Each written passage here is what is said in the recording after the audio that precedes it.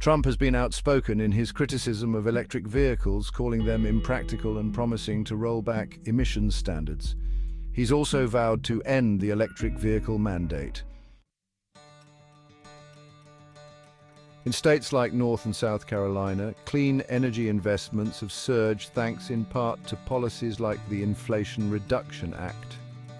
Billions have flowed into EV factories, battery plants and lithium mines, bringing thousands of jobs to local communities. Trump's strategy includes imposing tariffs on imports, with a proposed 20% tariff on all imports and 60% on goods from China. While tariffs could make US production more competitive, high import costs could hurt EV projects. Experts argue that without supportive policies like tax credits, high tariffs might raise consumer prices and hinder growth in clean energy. So what's your take? Will Trump's policies reshape the US EV industry, or will clean energy investments in places like the Carolinas continue to thrive?